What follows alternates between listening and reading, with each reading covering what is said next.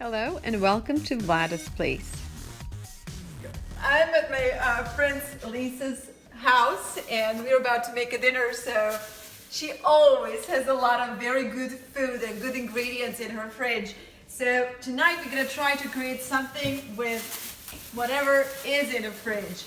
And as you can tell, a lot of good stuff. So we're going to make something interesting and delicious, just spontaneously out of what we already have. Okay, so she's got all kinds of goodies, as I said. Cabbage, leeks, parsley, celery, cauliflower, carrots, more of these leeks, some green beans, and I see some ginger, garlic, and all of this will be very good to create a delicious, homemade, delicious vegetable soup. So we'll start with onions first.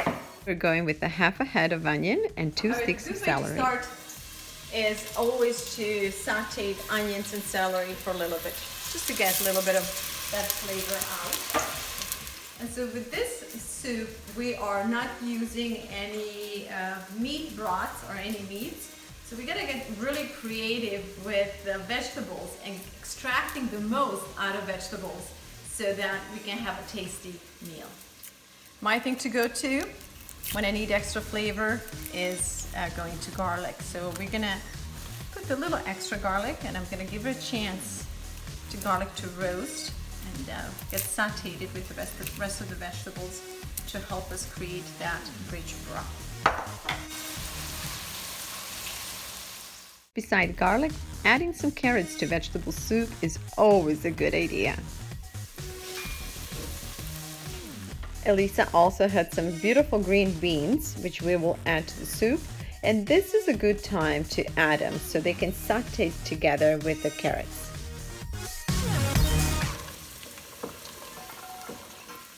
Okay, this is a good time to add some salt and a little bit of pepper and some bay leaves. Also a little bit of paprika, just to get us the color and the flavor. And the next ingredient is flour. So this is gonna add to the thickness of a soup. And so I'm gonna add flour now so that I can fry it and change the flavor of just ordinary flour. If you toast it like this, it's gonna add a lot of flavor to your soup. Okay, we have a nice little head of cabbage here. So we'll do cabbage, we will add a little bit of this broccoli before it completely expires. And we also have some cauliflower, which is all very good for us. Okay, we're gonna cut the cabbage in big chunks like this. So flour had a chance to cook a little bit. Now we're just gonna add cabbage. And this is a good time also to add some tomato paste. Maybe about 2 tablespoons. If you look on the bottom, we have all this nice caramelized juices from vegetables, and that's what we were after because that's what's gonna give us a good flavor. So now that vegetables is halfway cooked, we're gonna add a little bit of hot water. And it's very important to add hot water so that we don't stop the cooking process. Okay, this broccoli is not in its tip-top shape, but that's not the reason to waste it. We can still salvage most of it. And look at that, it's perfect. I wish you guys could smell it because it's, I mean, just the way it is, it's good enough to eat it just like this. We're going to add some water. So as I said, it's important to add hot water so the cooking will continue.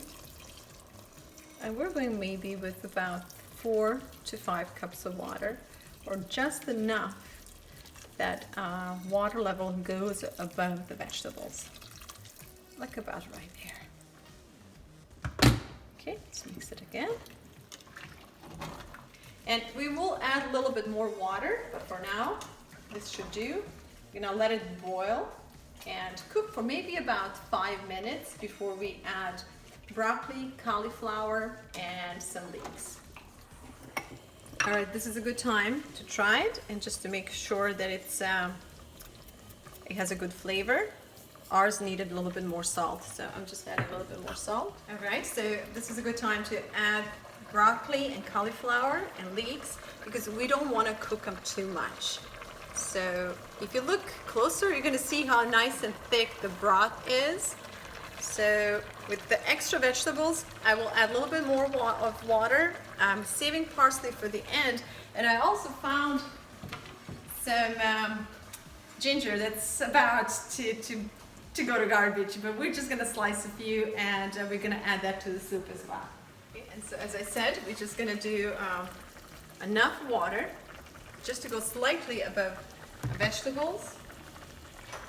And cauliflower and broccoli don't need more than 5 minutes of cooking. Just let it sit for a few more minutes, and then we're gonna finish it off with some ginger and parsley. In fact, we can just go and add this ginger right now. So